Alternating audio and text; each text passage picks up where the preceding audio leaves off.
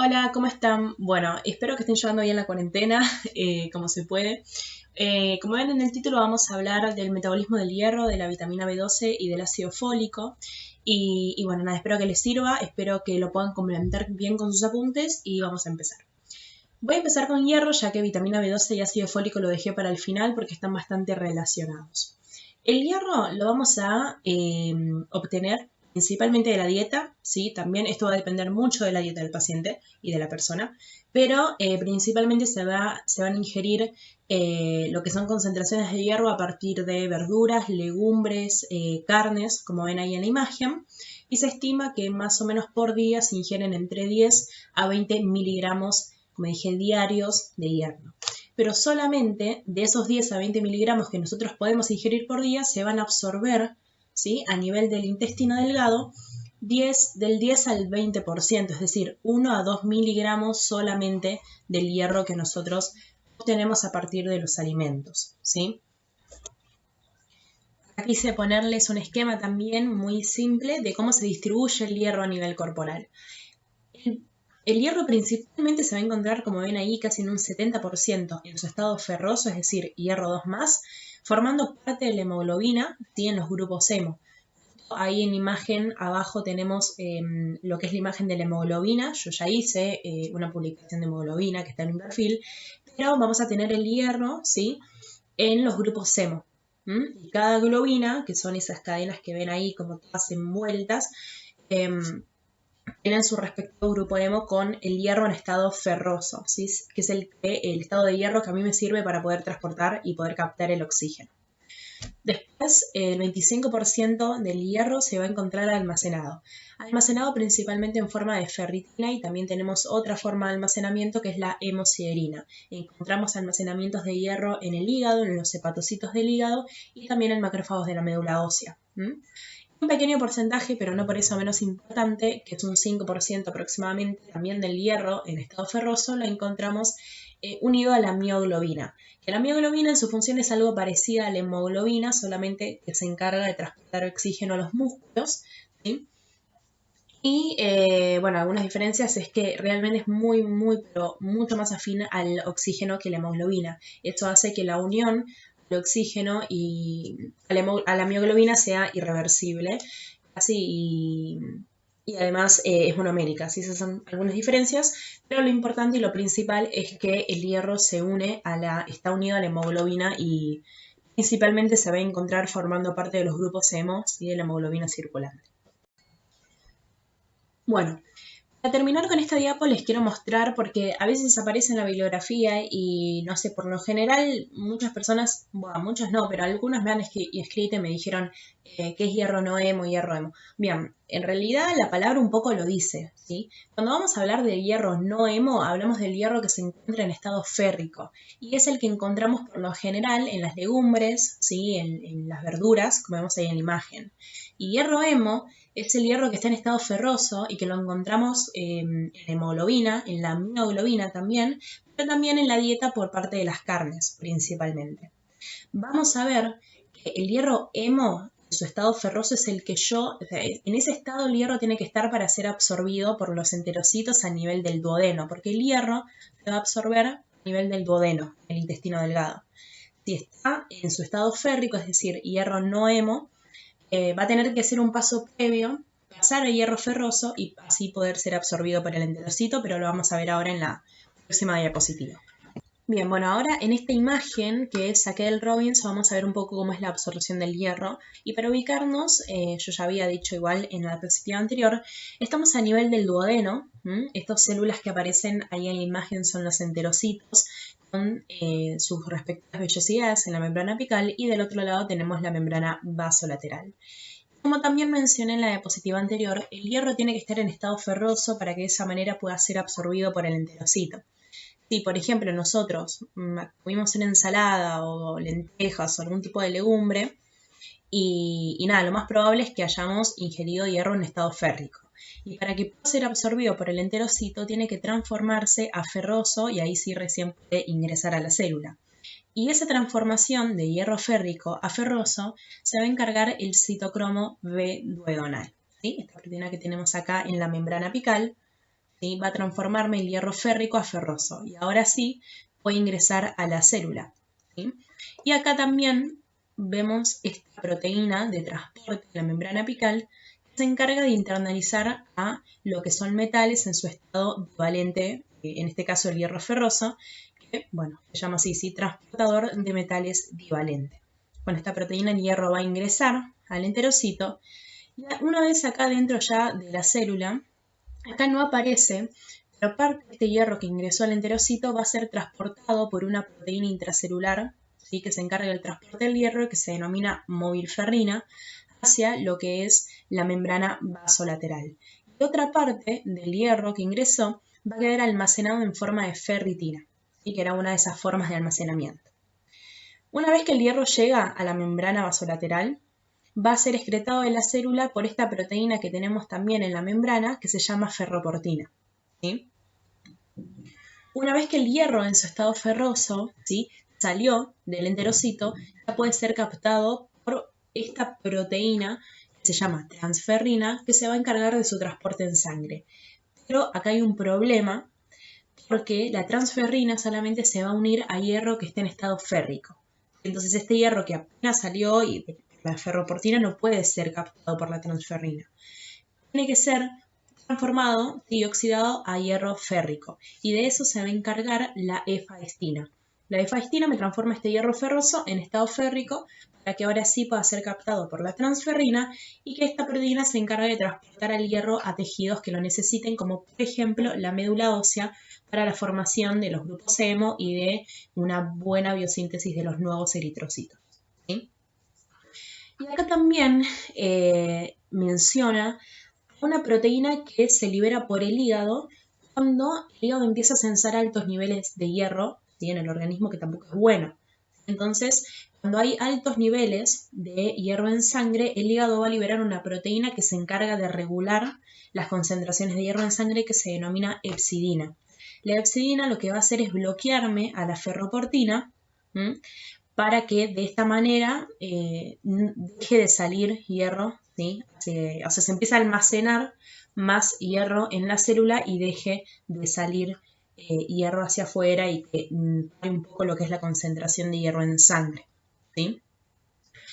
Después, parte de ese almacenamiento, ¿sí?, en forma de ferritina, adentro del enterocito, se va a eliminar por parte de las heces, ¿sí?, que forma parte de la eliminación normal de hierro por día, que se estima más o menos que se pierde 1 miligramo diario de hierro por las heces. Después tenemos pérdida también de hierro por parte de la menstruación en las mujeres, y en las embarazadas en la lactancia también se estima que se pierde más o menos 1 miligramo diario de hierro. Por último, quiero mencionar que la transferrina, como dije, se va a encargar, por ejemplo, de transportar el hierro hacia la médula ósea para que lo usen los precursores eritroides.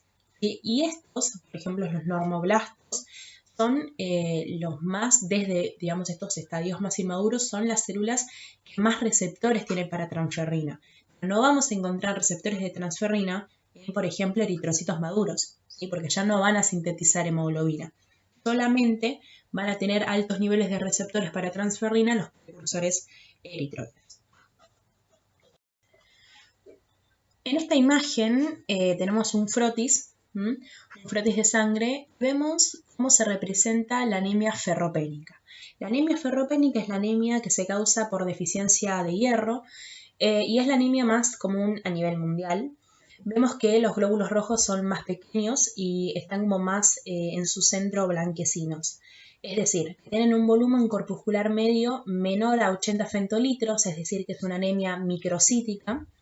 Y la hemoglobina corpuscular media es menor a 26 picogramos, ¿sí?, que es el corte, digamos, en los valores normales. Es decir, que es una anemia microcítica e hipocrómica. Porque como la persona no tiene suficiente hierro, el grupo hemo no se va a sintetizar bien, y eso también va a influir en última instancia en lo que es una biosíntesis óptima de la hemoglobina. La hemoglobina es la proteína del citoplasma, la principal, que se encarga de darle el color rojo a los eritrocitos. Por eso vamos a ver en el frotis los glóbulos rojos más blancos y más chiquitos, además, ¿sí? Esta es la anemia microcítica hipocrómica llamada ferropénica a causa de deficiencia de hierro. Y otra cosa que yo quería mencionar, que es lo que se va a medir. Si la persona tiene bajas concentraciones de hierro, obviamente que va a tener baja ferritina. Es decir, a menor concentración de hierro va a tener menos almacenamiento de ese hierro, pero va a tener mayor concentración de transferrina en la sangre.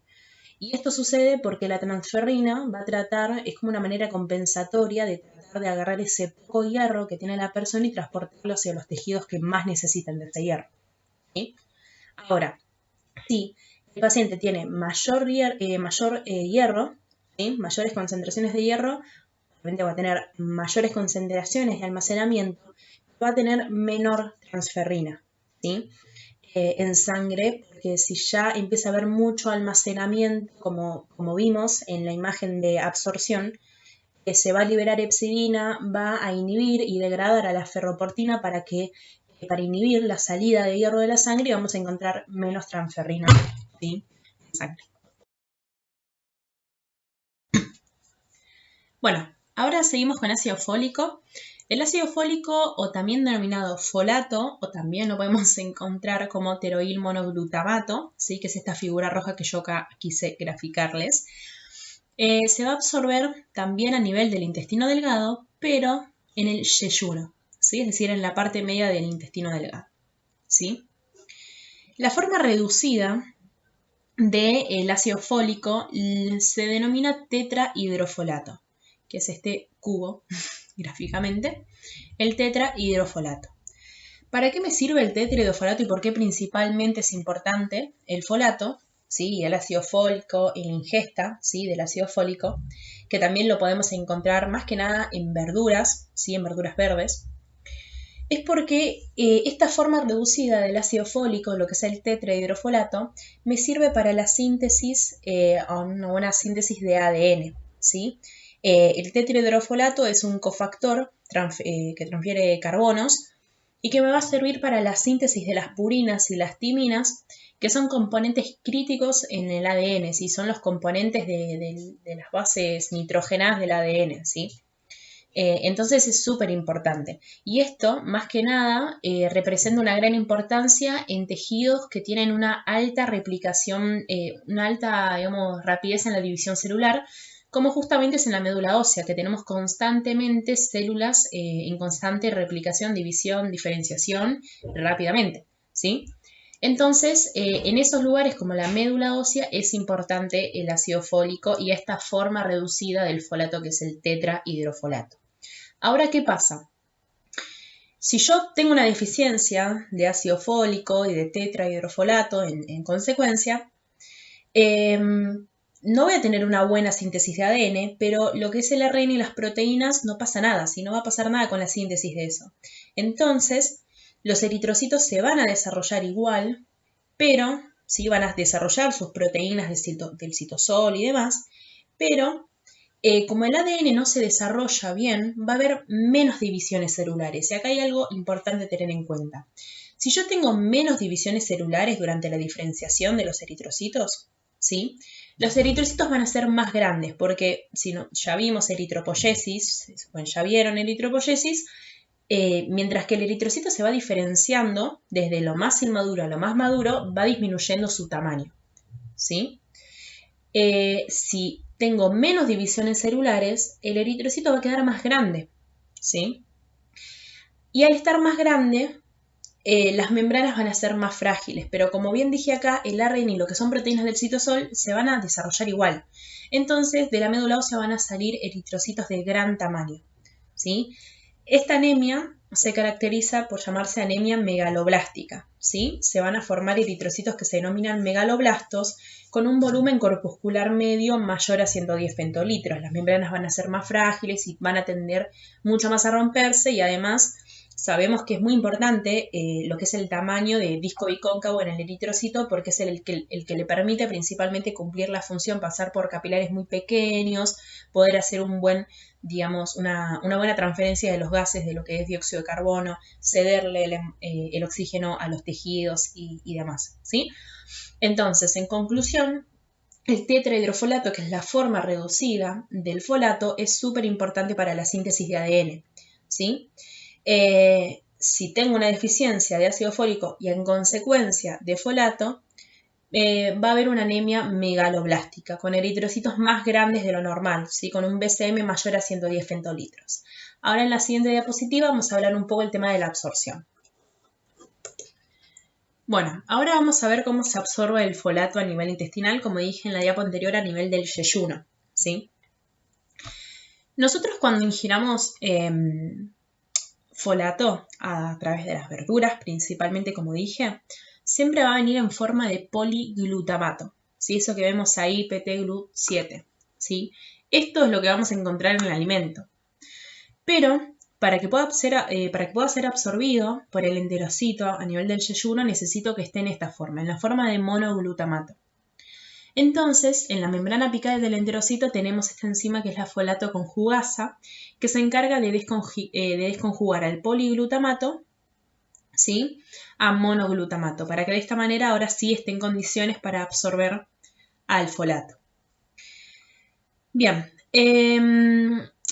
este monoglutamato ahora va a ingresar al enterocito por este transportador que tenemos en la membrana, que hace que ingrese folato, ¿sí?, el monoglutamato, y que salgan iones hidróxido, ¿sí? Este es un transportador que tenemos en la membrana que se encarga de internalizar al monoglutamato.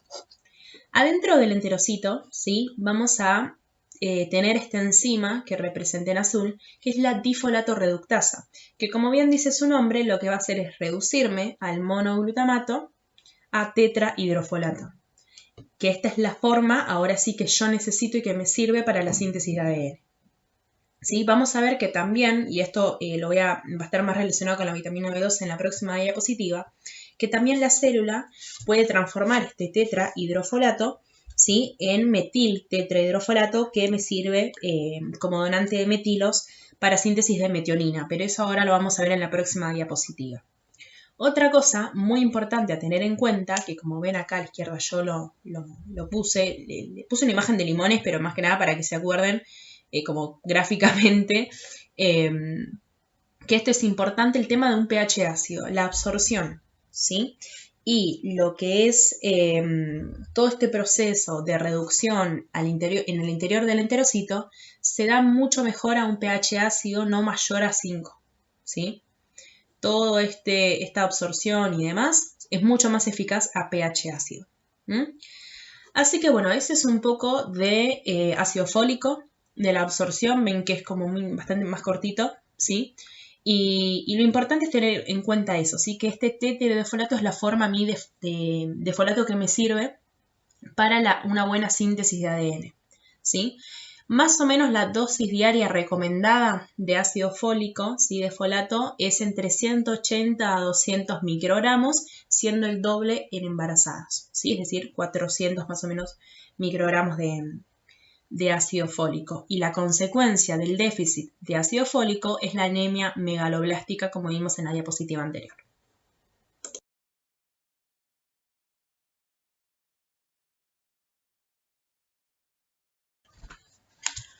Bueno, ya para terminar, seguimos con vitamina B12 o cobalamina, es exactamente lo mismo. La principal fuente de la cobalamina la encontramos en la dieta, ¿sí?, como parte de los alimentos, principalmente los que derivan de animales, ¿sí?, como la carne, como vemos en la imagen, los pescados y en menor medida la leche y lo que son los huevos. La vitamina tiene dos funciones principales. Primero, sirven para un buen funcionamiento neurológico. Después son importantes también para la formación de nuevos eritrocitos en la médula ósea, porque al igual que el ácido fólico están relacionados con la síntesis del ADN, con una buena síntesis del ADN. ¿Sí? Vemos en la imagen de abajo, en este hígado tan simpático, la vitamina B12 tiene como reservorio natural el hígado. Y realmente más o menos son muy abundantes, ¿sí?, las reservas de lo que es cobalamina, aproximadamente 5 miligramos. Y realmente estos 5 miligramos son muy abundantes en comparación con lo que se recomienda ingerir por día, que son solamente en un adulto 2 microgramos. Estos depósitos de cobalamina en el hígado duran por muchos años, ¿sí? Es por eso que en los veganos estrictos que capaz no se suplementan con vitamina B12 o que arrancan una dieta muy estricta, sin consultar antes a un nutricionista, no es que pase el mes y ya vamos a ver una deficiencia muy severa de vitamina B12, porque estos depósitos son realmente altos y duran varios años, ¿sí? Ahora hablando un poco de la función principal de la vitamina B12, es que ahí puse en la diapositiva, es que actúa como coenzima de la metionina sintasa. Vamos a ir a la imagen para entender un poco mejor esto. La metionina es muy importante y este proceso se da en todas las células de nuestro organismo. La metionina es un aminoácido que constituye las proteínas en su estructura más primaria, ¿sí? Es muy importante. Y ahí vemos, como remarqué en rojo, lo que es la vitamina B12, la cobalamina. Va a servir como coenzima de la metionina sintasa, ¿sí? En lo que es el pasaje de la homocisteína a metionina. Pero no solamente la cobalamina actúa con esta metionina sintasa para formarme metionina, sino que también es importante para el pasaje del metil tetrahidrofolato en tetrahidrofolato. Ya vimos en ácido fólico recién que esta forma reducida del folato, lo que es el tetrahidrofolato, es importante y es el que me sirve para la síntesis de ADN. Entonces, acá se ve claramente la relación, la sinergia que tenemos entre vitamina B12 y ácido fólico, ¿sí? Si yo tengo una deficiencia de vitamina B12, obviamente se va a ver afectada lo que es la síntesis y la formación de metionina, que también es muy importante, pero también voy a empezar a tener un aumento en la concentración de metil tetrahidrofolato y una deficiencia en el ácido fólico, en el tetrahidrofolato. Es la que me sirve para la síntesis de ADN. Entonces acá se ve claramente la relación que tenemos entre estas dos. Entonces, si yo tengo deficiencia de folato y de cobalamina, las dos deficiencias, a última instancia, me van a llevar a la misma patología. Ya la vimos en la diapositiva anterior, es la anemia megaloblástica, que son eritrocitos más grandes porque no hay una buena síntesis de ADN. Y eso afecta a lo que son las divisiones celulares del eritrocito, y tengo eritrocitos más grandes, con membranas más frágiles.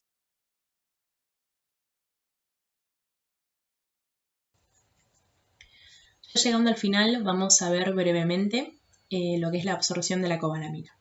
Esta imagen, que yo sé que no es la mejor calidad, pero realmente a mí me gusta bastante porque es muy gráfica y está bastante resumida y me parece genial para estudiar absorción de cobalamina. Es la que nosotros tenemos en la bibliografía, así que yo recomiendo mucho estudiar este tema de este gráfico, ¿sí? Bien, como aparece en el punto 1, la cobalamina siempre, como dijimos, la podemos obtener de distintos alimentos, más que nada que deriven de origen animal, y va a encontrarse unida a las proteínas de los alimentos. Una vez que este complejo alimento cobalamina llegue al estómago, por todo lo que es el pH ácido característico del estómago, la pepsina, la cobalamina se va a liberar de las proteínas del alimento y va a quedar suelta, ahora libre. Simultáneamente se van a segregar dos proteínas muy importantes.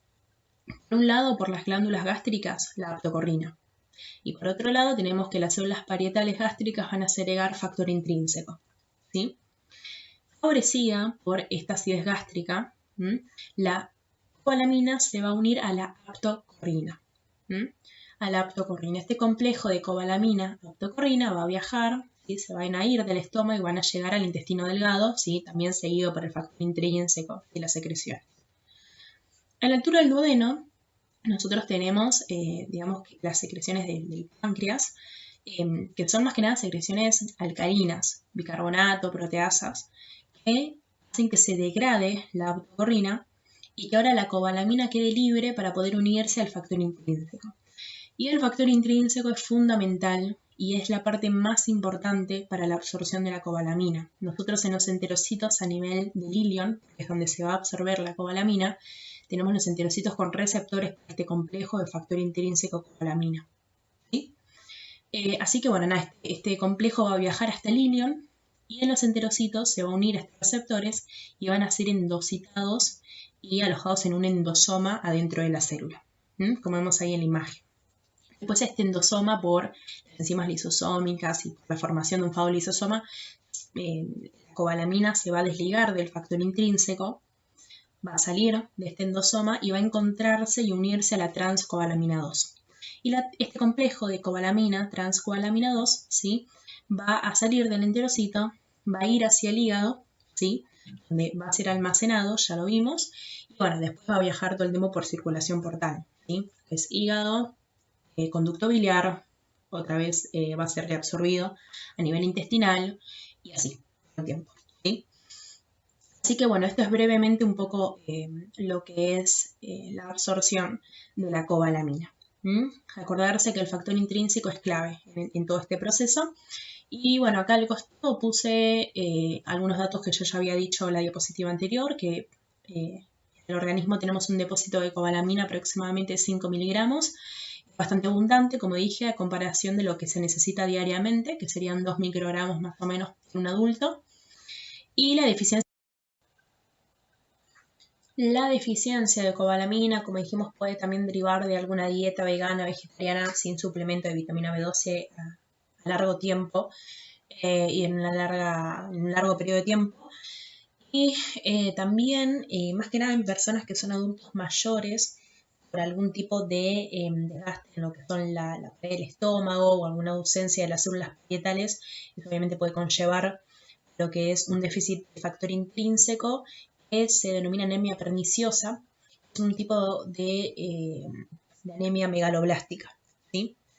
Pero bueno, principalmente eso es importante tener en cuenta lo del factor intrínseco, dónde se absorbe y cómo es todo este proceso.